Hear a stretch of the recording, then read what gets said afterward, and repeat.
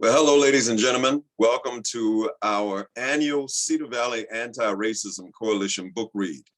This year's book is Caste, The Origins of Our Discontents by Pulitzer Prize-winning author Isabel Wilkerson.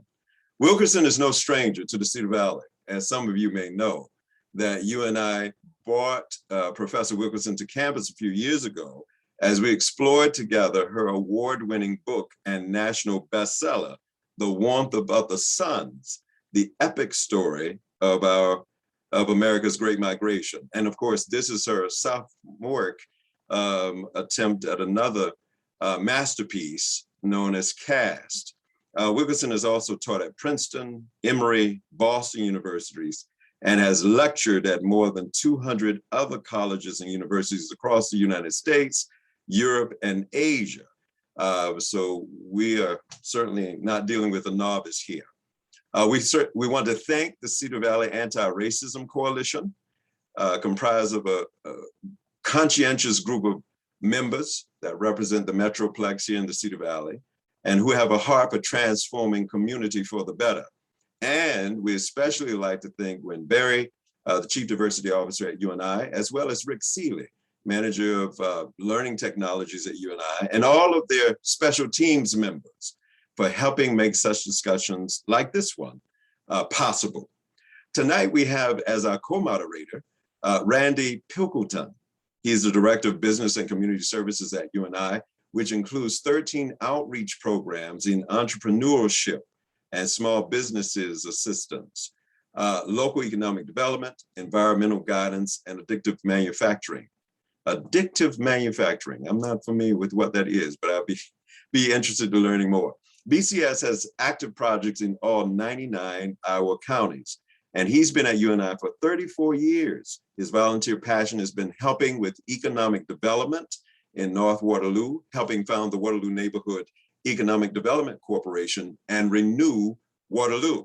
He also assisted with the transition of Renew Waterloo to 24/7 Black. And the next voice you hear is Randy Pilkington. Randy, welcome. Thank you, Reverend Funches. I do appreciate the introduction, and I am honored to be a part of this. Thanks to all the participants for joining us virtually for our community discussion this evening. And we have some wonderful panelists. So they're going to provide deeper insight about the reality of racial disparities in our community. So let's start first with some self-introductions. Lisa? Good evening, everyone. My name is Lisa Sesterhan, and I am the Public Health Planner at Blackhawk County Health Department. Teresa. Good evening. My name is Teresa Culpepper, and I am a Human Rights Commissioner for the City of Waterloo. I am also a registered nurse in the Cedar Valley and a college professor. Thank you. Rhonda. Good evening, I'm Rhonda McRina. I am a diversity administrator and former human rights commissioner. Thank you to our panelists. And what we want you to go ahead and do is put some questions, if you have those, in the Q&A, and we'll get to those. I'm going to lead a series of questions too, but I just want to kind of start with a little introduction. This is my second time reading the book. My daughter gave it to me as a birthday gift earlier this year, and after reading the book, I ran into Gwen Berry, and because I see her quite frequently here at UNI, and I said, I just read this great book called Caste, and I think it'd be a fantastic book for our community read. And she smiled and said, well, that's probably going to be the book that's selected. So I've kind of reflected on what the book meant to me. And first, it's been enlightenment. You know, Wilkerson's deep research into the caste system and its historical perspective helped me have a better understanding of the past 400 years in America and where we're at today. You know, parts of the book are vivid, hard to read, and really make your heart ache. But I strongly feel that education and learning are critical to our understanding and addressing the racial disparities that we see and we observe daily. And I hope this book and the community read give us an opportunity for rich and meaningful discussion and actions. And we'll have a broader discussion tonight, just not about the book, but racial disparities. I will bring in, though, some of the key points emphasized in the book. So I'm going to start with some questions for our panel, but please as I mentioned, use the Q&A or even the chat function. And remember, tonight our focus is on the social sciences. So with that, let's start with healthcare disparities. From basic healthcare to cost to life expectancy. And I'm going to start with Lisa and then go to Teresa. But will you share your perspectives from working in public health? What disparities you've seen, and moreover, has COVID exposed any additional disparities? Yes, thank you for that question. It's interesting. I'm part of a task team for Cedar Falls. We're presenting our initial recommendations on the equity report to the Cedar Falls City Council on Monday night. Open to Zoom, so feel free to join us. But it's just made me reflect a little bit on the role of public health. And, you know, one of the things that I had been thinking about is I actually started my professional career in public health. And at the time we were really more focused on behaviors. So, you know, not smoking, healthy eating, things like that. And when I came back to public health 3 or 4 years ago, the conversation had really changed. You know, we're looking at the social determinants of health, how that really determines your health, and so where you live, where you go to school, you know, where you worship, all those kinds of things. The importance, they actually are 40% of looking at health, which is more than anything else. And really, even then, on top of that, we look at our systems that perpetuate inequities and opportunities and resources in our communities. And even if you look at the determinants of health, that doesn't explain all the disparities. So it really comes back to looking at the systems that we have. And you asked a little bit about COVID. I think that COVID didn't necessarily expose anything that wasn't known, but it just made it very clear where the disparities are. Whether we're looking at who gets COVID, there's data now that shows it's not equal across the populations. It's exposed in terms of who has access to vaccines, who has access to testing. I can give one example. With the surge in the Delta variant this past few months, the Test Iowa, they've had an increase in testing. And how do you make testing more accessible since there's not the drive-through sites anymore? And so you can go online and request a test kit and then turn that back in. But the instructions for how to do all that and how to actually do the test is in English. And so it took, actually no one in the state even talked about this. And then our department really looked at, we need to translate this. We need to have videos, and we need to bring in community members that, you know, can talk to their communities about how to do testing and how to do vaccines. So that's something that we've really seen. Thank you, Lisa. Teresa, you kind of have a perspective from the public health side of the Board of Health and as an instructor and nurse. So what have you seen as it relates to health? Well, kind of starting with just the statistics of life expectancy. If you're African American, your life expectancy is about the age of 77, where if you are Caucasian, there's 3 more years added to your lifetime for 80. So looking at what those causes may be, and it is the disparities. As a Black woman, I know that I'm 2 to 3 more times, or like my children are 2 to 3 more times likely to die during the delivery of their children than someone who is white. And witnessing that firsthand and knowing, reading the research that, you know, 20% of medical providers still believe that Black people don't experience pain the same way that white people do. So knowing that pain goes untreated, I would say probably the first few months of our COVID surge, I was surrounded by Black and brown people dying. And it was extremely unfortunate because there is a huge mistrust of our government when things come out for vaccinations initially, because there was a lot of misinformation, which didn't help the situation. But we all know about Tuskegee and how those men and their families were believing that they were getting free medical care when actually they were not. They were just, let's just see what happens to syphilis and let these men share it with their families and have children, and how detrimental that was to the Black community. And the brown community isn't too far off, because we also, as a Human Rights Commission, were involved with what was happening out at Tyson and how the workers didn't have the information that they needed. Information wasn't easily translated, like Lisa said, so that workers knew what their true risks were. Unfortunately, in a lot of the jobs where we have people working frequently with the public or in close quarters, those are people of color. So with COVID, you're more likely to get it because you stand 3 feet from your coworkers. Whereas if you work in business cubicles away from each other, it's not as likely to happen. So looking at just the close proximity, the other thing is family dynamics. And I think a lot of people didn't think about this at first, but a lot of families, it's not just me and my kids, but then my parents live here too. And it's intergenerational families living in homes. So it's not just mom and dad that got it, it was the grandparents who got it. So kids may have been left without parents and grandparents and no one ultimately to take care of them.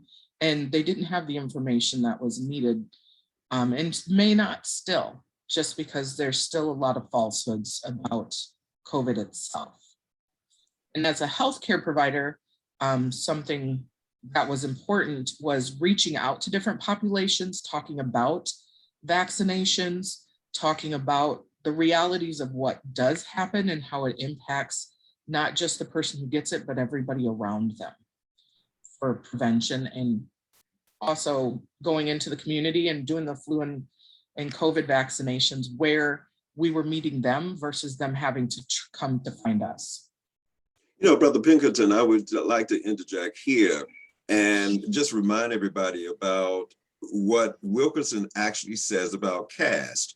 She wrote that caste is the granting or withholding of respect, status, honor, attention, privileges, resources, benefit of the doubt, and human kindness to someone on the basis of their perceived rank or standing in the hierarchy. And what I'm hearing so far as I listen to Lisa and Teresa is, you know, this withholding of privilege as we talk about the disparities. Some people are truly the recipient of psychological and emotional violence by being left out or excluded. You know, the last ones to receive the supports or helps that they believe they should have as American citizens. And also in the book, interestingly enough, since we talk about health, is that Wilkerson describes the violence done by someone by the name of Dr. J. Marlon Sims. He was the founder of American Gynecology, and the violence he perpetrated on the bodies of Black women, I think is worth noting here just for a second. I know that it was mentioned about the Tuskegee experiment, but quote, he came to his discoveries, this gynecologist, by acquiring enslaved women in Alabama and conducting savage surgeries that often ended in disfigurement or death. But this is a kicker. He refused to administer anesthesia, saying vaginal surgery on them was not painful enough to justify the trouble. Well, not much has changed because as we listen to people in the health profession, there's still a perception, I think, and I know these folks will correct me if I'm wrong, that Black women and Black men can endure more pain than their white counterparts. Well, and I just wanted to add, you know, we're talking about social determinants of health, but social determinants of wealth, social determinants of education, social determinants of life.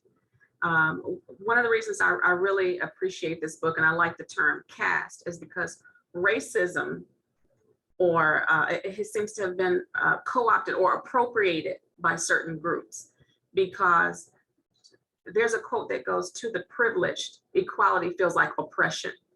So we have those in the majority that are now talking about reverse racism, or anytime you talk about teaching people to think critically, then the historically, the group that's in the historical majority, they hem and they haw and they say, why do we need this? This is taking us back. Or they'll say that's racist. So I like the way that the author uses caste, because all of us can relate to caste systems. Because the minute you call it racism, it diminishes it. It takes away from the conversation. It takes away from the dialogue. But Reverend Funches, even when we're talking about the HeLa cells, so a lot of medical students don't even learn about what HeLa means. It comes from Henrietta Lacks. But because we don't teach critical race theory in terms of not teaching race necessarily, but using that critical lens to examine how we came to the modern medical miracles, so to speak. Because there are those who even want to deny us that information. And so when we look at things as a caste system versus a racial system, we're able, I think, to have a deeper dialogue, because there are certain trigger words that shuts people down, you know, and not to mention people really don't even know what critical race, I mean, I know what critical race theory is, but people who use that to deflect away from critical conversations, they'll shut those conversations down. And the majority of the people who use that, they weaponize that term. It does not allow us, for those of us who are in higher ed, for example, or even in K-12, to teach our young people about how we use that lens to look at those social determinants. Does that make sense? I think it's very good, Rhonda, and I like the use of caste as well. And one thing that I noticed when Wilkerson was talking about in every caste system, she describes the personal encounter she's had with the principles and the pillars of the caste, and the divine origins of inequality, the inheritability of inferior status, the control over sexual partnerships and children's, the fears of pollution and fear. It puts it so vividly and directly at us that in a different structure. And I think that's really a good way to get to people who might be maybe not open to reading a book about race, but very much they start reading this and you can't put it down and it hits you directly in your face and you say, oh my. Right, because a lot of people want to frame things from a historical perspective, but this author, she puts it into a contemporary oppression. You know, when we talk about lynching, for example, people don't know that there are lynchings still going on today. But some people only think of it from a historical or in the past, and they always say, well, let's leave the past in the past, or why can we move? No, there are contemporary issues that we're still dealing with that we dealt with 100 years ago. Yeah, and I think, I'm sorry, if I can just say something about that. Yeah, I thought it was beautiful too, because she does say something about Obama, right? And you know, to thrust us even further into the contemporary context. But the idea she writes about the ability of a Black person to supplant the racial caste system is going to cause some smoke in the city. This is the way I'm describing what she said. I think she writes, as she quotes another expert, that was the manifestation of a nightmare which would need to be resisted. In other words, there was going to be some smoke in the city if there's a person like an Obama, the first president, first African-American president of the United States, who in any way whatsoever is going to help create this nightmare of a quote unquote post-racial society.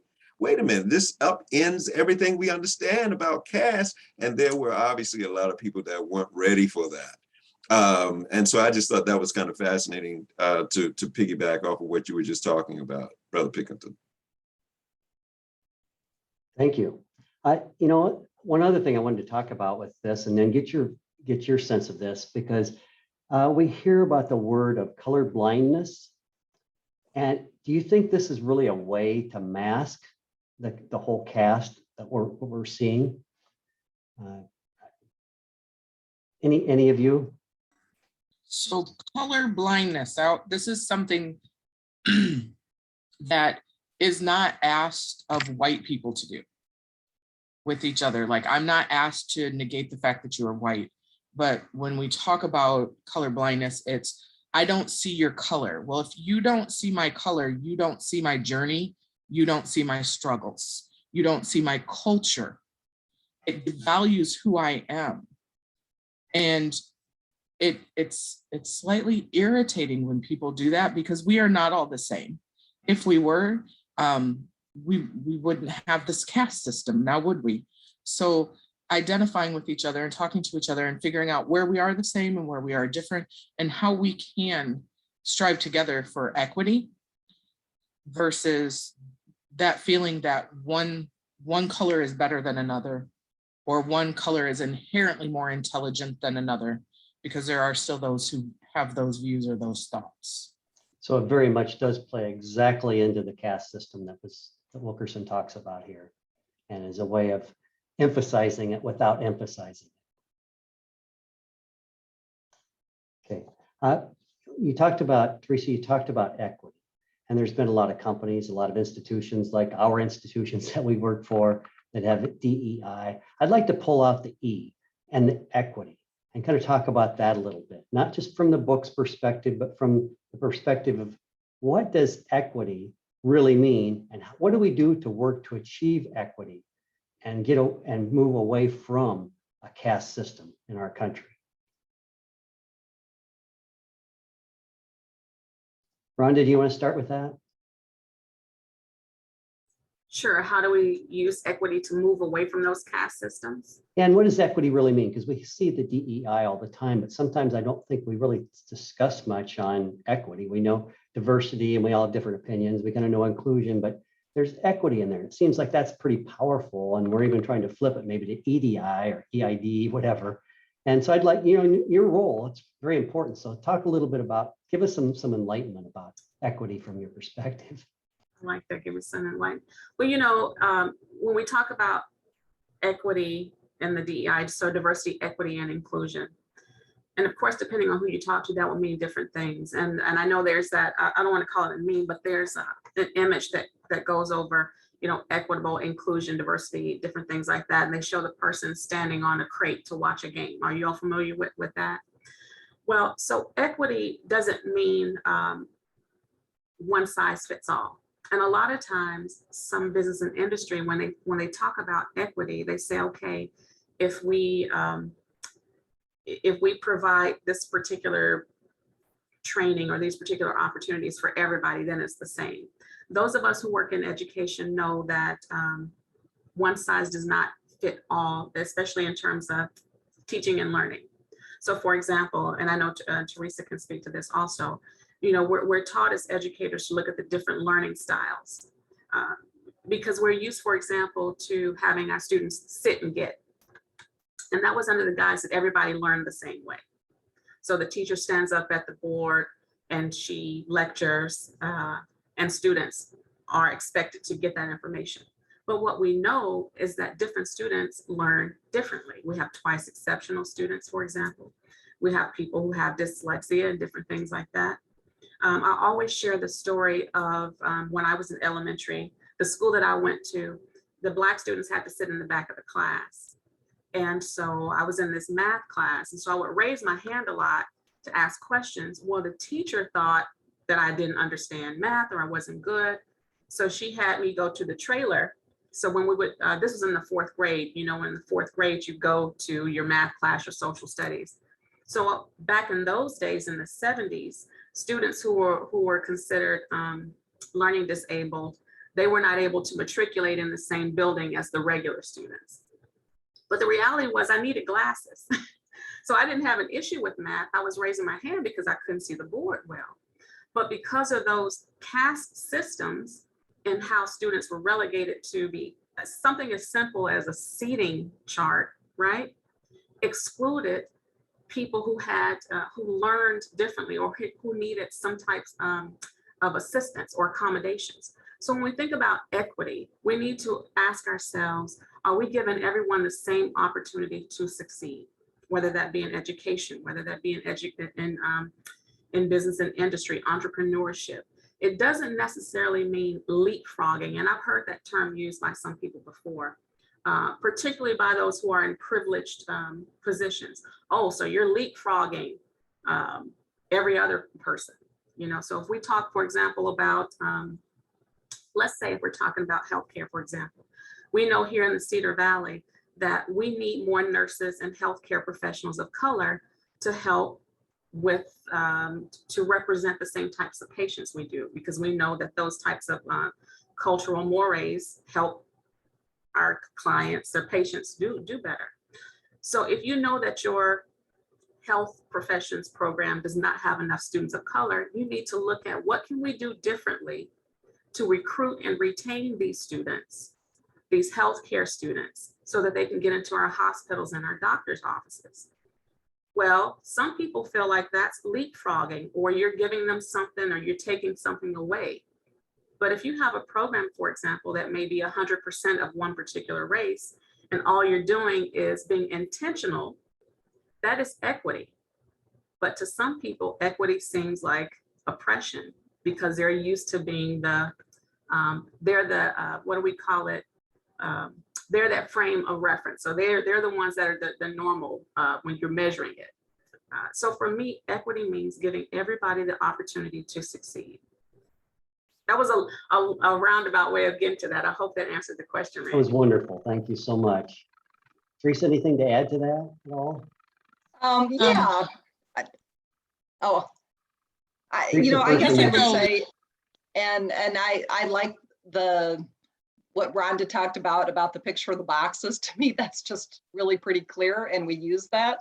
And I would go back a little bit to, even to the 2018 24/7 Wall Street report that said we were the worst, Cedar Falls, Waterloo was the worst city for Black Americans to live. And I think that was really the impetus of a lot of discussion in the Cedar Valley. And one of the things it did for public health is we declared racism a public health crisis.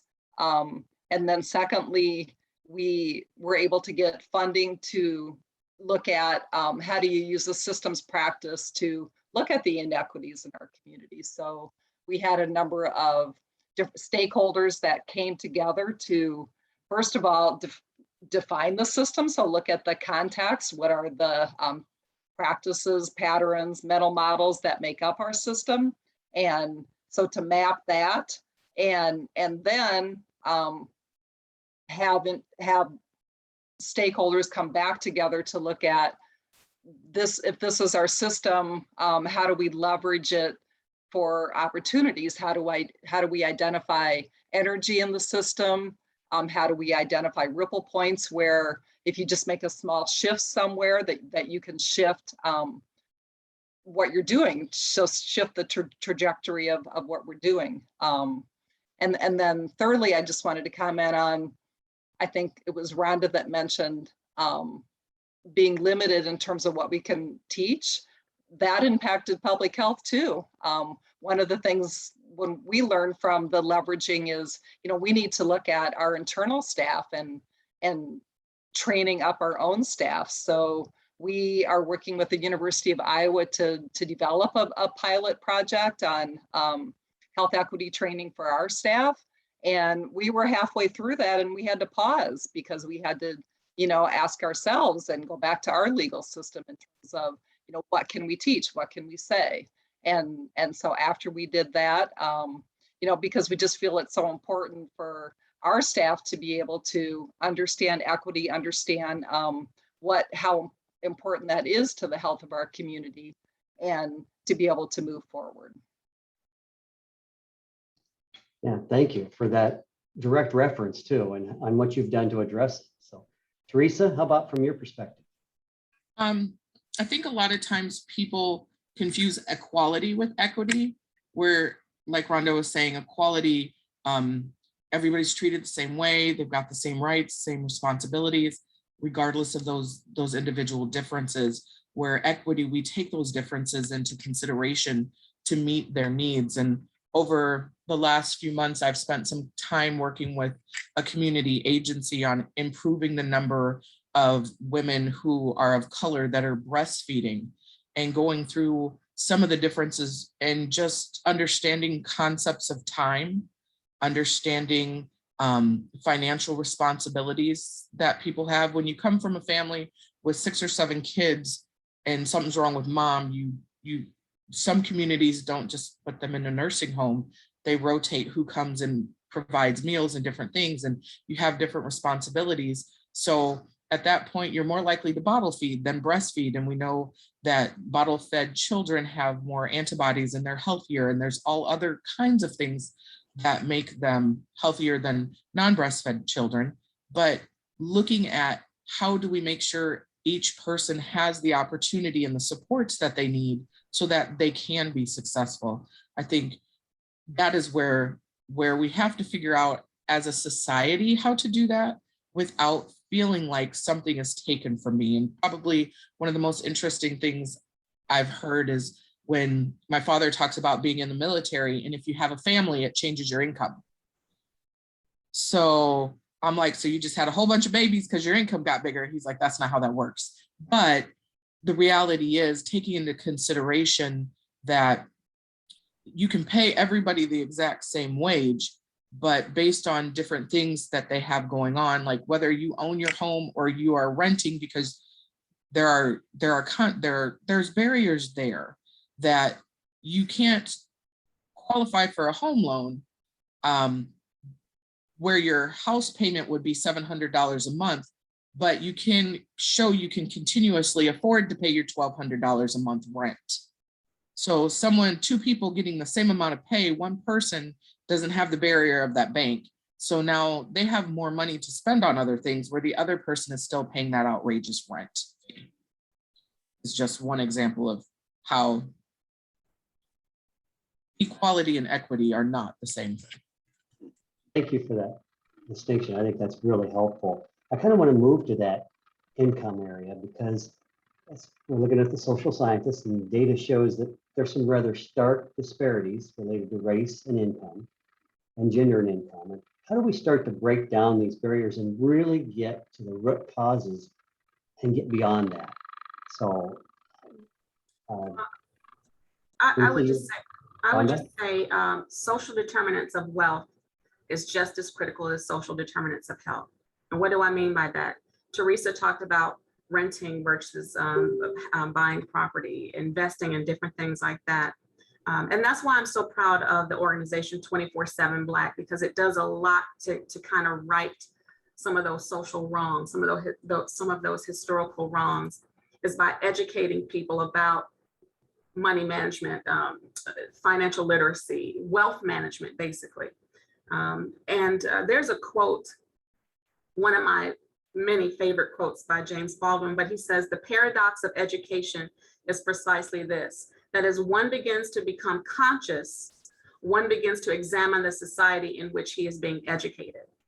So what I mean by that, when we have political leaders who say that systemic racism is not a thing, or when you asked the question earlier about colorblindness and the role that it plays in continuing the legacy of a caste system, one of the ways that we can move away from that is for people to acknowledge and recognize that there are social determinants of wealth that not only have come from a historical perspective of keeping certain groups out of the economic pipeline, but there are contemporary issues that exist today. So that's why I'm fearful and I'm worried that if we get people in positions of leadership who have the authority to codify lending, to codify neighborhood growth or neighborhood development, I'm concerned that if they only look at things from, all things being equal, we won't move toward that wealth that gives everybody an opportunity. And that's one of the reasons why they harp so much on critical race theory. They don't want people to use a critical lens, nor do they want people to look at things from a racial lens, because I don't think they can deal with the reality. So to me, having leaders that acknowledge and and truthfully understand that there are disparities. That until then, we won't move forward. Mm. Teresa, you have thank you, Rhonda. That was very enlightening. And it's, I think it's being very direct and going right to the target. And that's what I think conversations are really important to do, is to be direct. So Teresa, anything to add? So just, I mean, I'm a numbers kind of person. So I know that as a Black woman, I am 37, like my pay is 37, at least 37% less than a white man for doing the same job that I do. I also am aware that my pay is 20% less than what a white woman would get for my pay. Not me saying it, it's the statistics, you can Google it. And the unfortunate thing is, it's not only that there's that pay inequity or inequality there, but the labor that is requested from people of color. And the statistic isn't too far off for someone who is Hispanic. It's very close to what it is for people who are Black. But the reality is, and it's something that unfortunately people of color have this discussion with their children, is you have to work twice as hard to be acknowledged for half as much as someone else in this caste system that we're in, because someone else doesn't see your value. So you have to excel for any acknowledgement, but at the same time, your work isn't valued at the same amount, which essentially, like for me and my kids, I break things down. If you want something, I'm going to tell you how many hours I have to work to pay for that. So I have to work more hours for my kids to have the same pair of shoes that their friends' parents can buy with half the amount of time. You know, if I might just play devil's advocate here for a second, though, Director Pickleton, one of the most fascinating things about this particular read, as wonderful as it is, it doesn't seem to offer an alternative vision. You know, many of us have been around the block a little while, and we're looking to supplant the current system with some alternative means of creating community. And it does it seem to you as it seems to me, you know, quite frankly, and of course, you may not have read the book, but for those who've read the book, because you don't, you know, we've talked about that. You don't have to have read the book in order to appreciate this discussion. But I would like to submit that Wilkerson doesn't really offer an alternative vision. It seems as if Wilkerson is saying in the book, and we beg you to get the book and find this out for yourself. It seems as if she is not so concerned about the monstrosity of caste and the violence that it perpetrates among people who are part of the caste system. Her angst is with the fact that she has been miscast within the system of caste. I'm not a domestic, I'm an author. Respect me for being a part of the dominant caste. I'm not a part of the lower caste. And I'm wondering, to what degree is this not helpful? It reminds me of something that I learned when I was in college, and it was an Italian professor, an Italian sociologist, I think by the name of Pareto, but he said there's something called the cyclical elite. And the reason why people are upset with the elite at the top is because they want to be there. They want to be the elite. They don't want to change society radically in order to make it better for everybody else. And this makes me question, you know, how are we doing when we, you know, are actually trying to help people assimilate more effectively. We're talking about equity, and without saying or talking about assimilation, we're saying we got to train better. It almost seems as if we're saying that, you know, we're going to take some responsibility because we have not fully assimilated.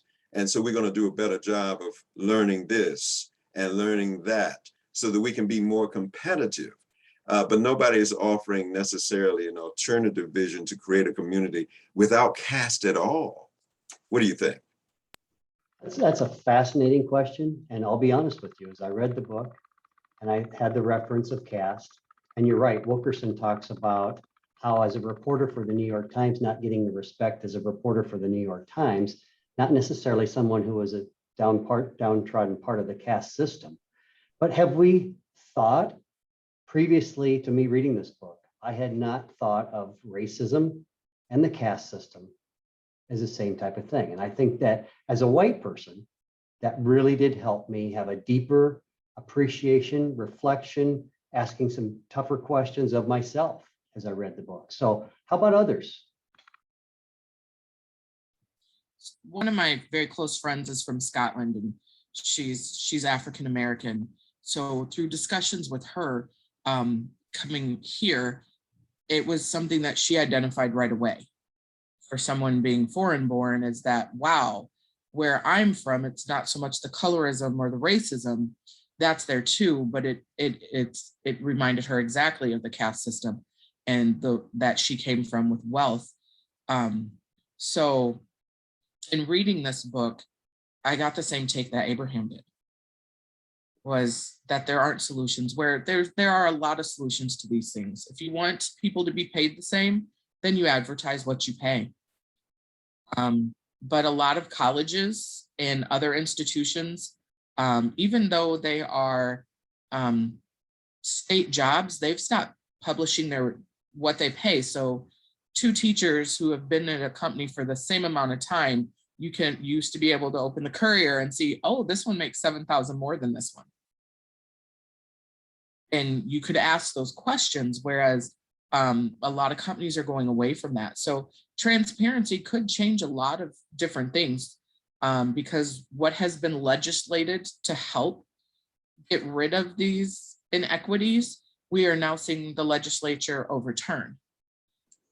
So You see, she's got me thinking here, if I can interject just a little bit more, and I hope I didn't take your thought, Teresa, but this is what makes me think, because Wilkerson does mention, right, that the greatest manifestation of caste within the United States of America is the violence that's perpetrated against Blacks, the American untouchables. But if I could just imagine for a second what a host of people are thinking when they see Bezos ask people to give $250,000 to take this ride up into space for 11 minutes and then come back down. I'm wondering, to what degree do Blacks, do whites, Latino, Asians, they all come together and they say, you know, something about this is fundamentally wrong. We must be in the wrong caste, because how can they talk about playing around with $250,000 and I don't have health care? But you know what, with that, if we look at the metric, or use race or gender or anything else as a metric by which we measure success or financial success, you know, I always say that women and Black people can still uphold white male patriarchy. Trust and believe that. You know, I know, for example, sometimes people say, oh, this Black person is an Uncle Tom. But if you actually read Harriet Beecher Stowe's Uncle Tom's Cabin, Uncle Tom sacrificed himself to save the Black people that were at risk. Sambo was something different. Anyway, I don't want to get too deep off into that, but that's why learning history and reading is fundamental. But again, a totally different conversation. But Black people and women can uphold white male patriarchy. Now, if we look at that, we look at the fabric, you know, we talk about America, and let me just state unequivocally, I love my country. It's sad that you have to say that up front. But if we look at things like manifest destiny, if we look at the fact that our country was built on individualism and capitalism, that's who and what we are. And we operate within that. And if you talk about anything outside of that, then they say, oh, that's socialism, okay?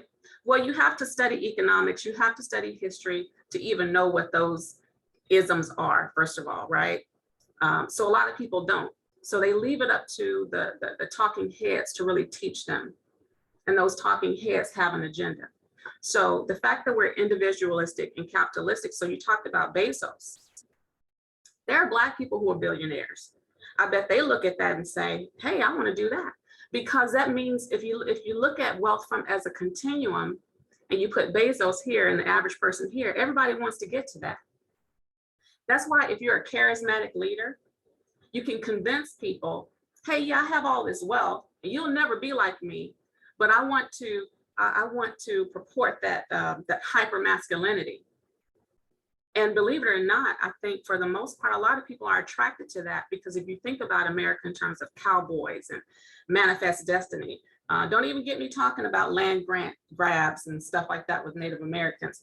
But if you look at our country historically, we can both love America, and I think Obama said that we can both love America and then criticize it. But until we move away from that continuum of people wanting to be like Bezos, I don't want to be like Bezos, I want to be like Christ.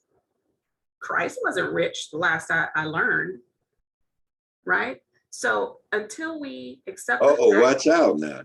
Because now you're touching on one of the pillars, I think. Am I right, Dr. Pinkleton? See, you're touching on one of the pillars now when we start talking about the divine. But if I could just play with what you just talked about just for a second, I'm gonna be brief. But my point is that you mentioned Bezos, and then you also mentioned Black billionaires. I guess the question I want to ask them is, just because of the inclusion of Black in the billionaire caste, does that make the caste system okay? Because there are other people that are represented in this dominant caste? Or should we be motivated, regardless of who is in the caste, the dominant caste, to destroy the caste system? Because it makes no sense that such a small few would have so much, while the masses of all of us, comprised of Black, white, and everybody in between, are suffering. And we don't even have health care. We don't even have a good retirement system. Our brothers and sisters right now at John Deere are striking. Right. They're not even getting decent wages, they're saying to us. But you know, while the people at the top are talking about $14 million a year. But you know, Reverend Punch, as the good Reverend Dr. Chris Rock said, there's a person somewhere that would rather be poor and white than rich and Black. Okay, and so that's what it is. I mean, it's not good to say, but it's the truth. So I don't know if that kind of spoke to what you're asking. This conversation kind of reminded me of a couple of years ago, there was a group that read a book called Bridges Out of Poverty. And in that book, there's a grid and it talks about like your determinants and why it is that white people are more successful and why they have more money. And ultimately, everybody at my table got up and left because things that different castes, so to speak, value are different. Because I came from a family where my grandparents each, one had 10 children, one had 11. So we grew up without competition in our household. Everybody was meant to shine. And if one of us didn't have something, you took care of someone else. There wasn't any of this, what we would consider gluttony of, I'm gonna have this, how many $1 million and high five, y'all can cut your breaks for the next three months or so, because I wanna fly somewhere. But it's the values that what would be considered the lower caste have that ultimately hold them back from being financially wealthy, because at that same time, there are morals and things that wouldn't be violated. Where if I knew someone was working in conditions where we didn't stop slaughter and we needed to clean so they would quit getting infected and quit throwing up and quit spreading COVID, I, as a manager, couldn't sleep at night. I would stop production. That's not what happened here in Waterloo, just as an example. So sometimes the values of a certain caste set them apart from others. And that's why, Dr. Pilkington, when you bring in race, it gets deflected and diminished. because the truth is, it's not always about race, it's about systems. And that's why when you get into, for example, the HF 802, they said it in terms of diversity education, you don't talk about anything that makes an individual feel inherently responsible because of their race or their gender.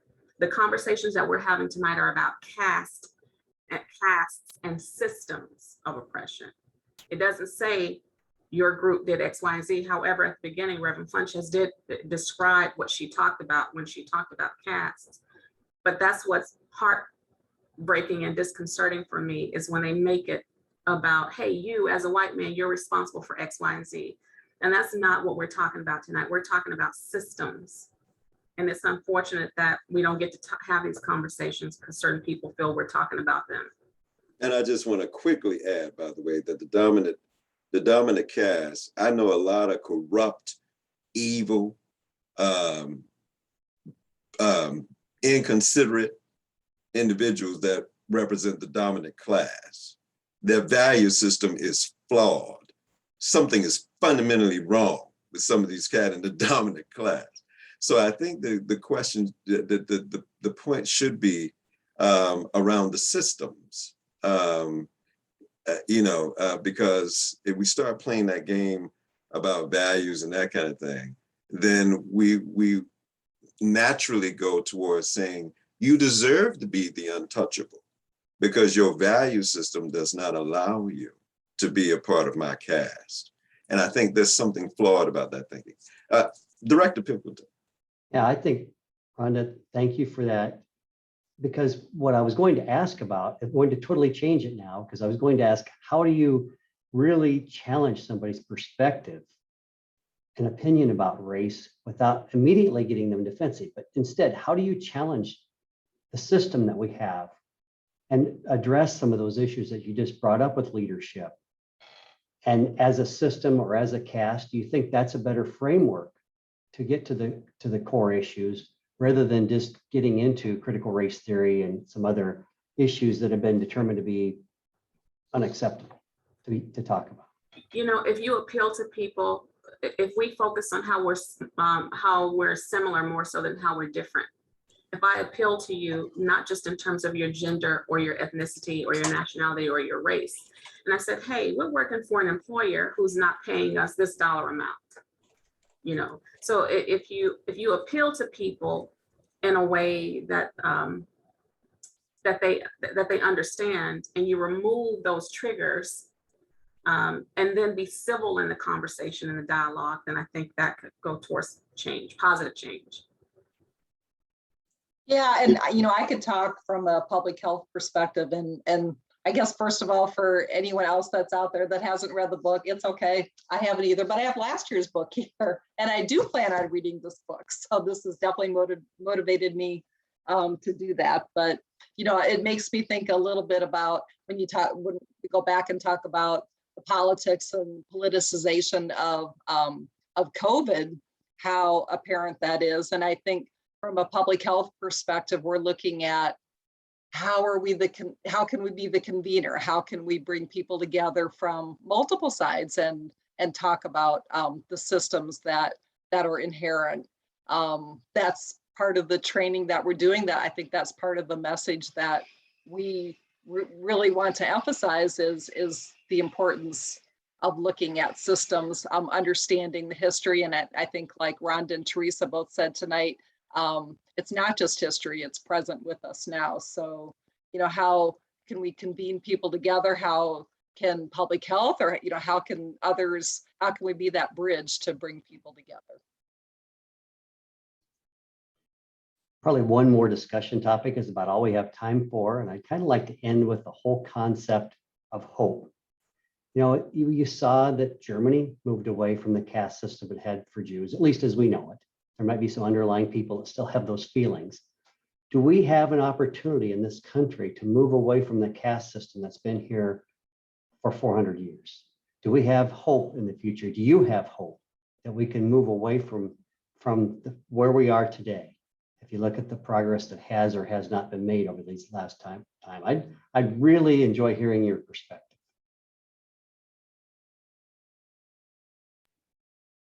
I think without hope, we have no future. So I think that is something that I've always carried or there's always been that resilience, so to speak, and persistence, because we have come a long way. There are those setbacks where, we're back talking about women's rights again, and it cycled back 50 years later, but where I am today and whose shoulders I stand on from my ancestors, they started dismantling the system, and it's taken 400 years. And so I don't believe I'll see it in my lifetime, but I'm hopeful that in my grandchildren's lifetime, that they won't have the same challenges that I had growing up. And I hope that if everyone votes in the election on November 2nd, that we will have some diverse leaders with diversity of thought to help us move forward toward diversity, equity, and inclusion in this city. Early voting started, so.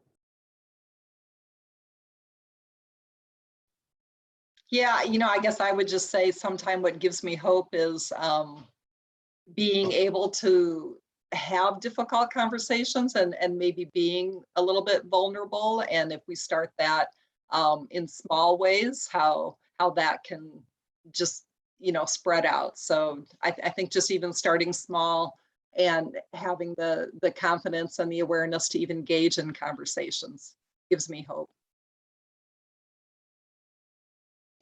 Reverend Funches, can you kind of wrap us up here and pull all this together and kind of help us wrap up our session? Well, I certainly appreciate it. I tell you, we don't want to see these kinds of conversations end, but we still have about 4 minutes left or so. So I just want to share something that has come from an audience member. She writes, caste, racist, ableist, sexist systems and structures for them to exist depend on denying the inherent dignity, value, and worth of every human being. Meritocracy, transactional relationships sustain and maintain it. And so she writes, square one is acknowledging the inherent worth of all people and respecting each other accordingly. Now we've got about 3 minutes. Can you reflect upon that? What do you think about that statement? Is that a good one? Lisa, any thoughts? Did you hear what she wrote? She said, in order to maintain these systems, you have to deny the inherent dignity, value, worth of every human being. Meritocracy, transactional relationships sustain and maintain it. Square one is acknowledging the inherent worth of all people and respecting each other accordingly. Well, and what I took from that is that if you don't place value on certain groups or populations or communities of people, if they don't count, they don't matter. And if they don't matter, they don't count. Mm. That's what I got from what she said. Like being 3/5 a person. Ah, okay. So yeah, you won't even entertain this notion of referring to people as 3/5 of a human being if you acknowledge the inherent worth. And what's interesting is that we're still paying the price for these foundational ideas that help make this country. Anybody else have any reflections on that? Merit-based immigration, if we only allow immigrants in who have value, then what will they look like? And who's valuable? Which immigrants have value placed on them? That's And Which ones are determines that? expendable? Yeah. Boy, that's a great argument. Did you have any reflections on that, Director Pimpleton? Yeah, I think that it kind of summarizes it very well for acknowledging the worth of all people and respecting each other accordingly. Because if we can't get to the point of respecting each other, it's going to be hard to get to any of the underlying causes and roots of the problems that we're facing today related to racism and disparities for health, disparities for income, disparities for the way we live and the way we act. So I think that is, I agree. That's square one, is acknowledging that there is person has its worth. And it's kind of goes back to Rhonda's earlier talking about, equality and being equal. And that's something that we probably haven't done a very good job of within many of the institutions that we work within, of bringing up and describing, defining, and sharing. Awesome, awesome. Well, it looks like we've come to our time. And so we certainly want to thank Teresa Culpepper, Rhonda McReiner, Lisa Sesterhin, and of course, my co-moderator tonight, Director Randa Pinkleton. Ladies and gentlemen, we appreciate you tuning in tonight for this second session dealing with the social sciences and the book Caste. And of course, we need you to be prepared as we come back to you next week, same time, same place, as we have another discussion dealing with law enforcement and the origins of our discontents. Have a good night.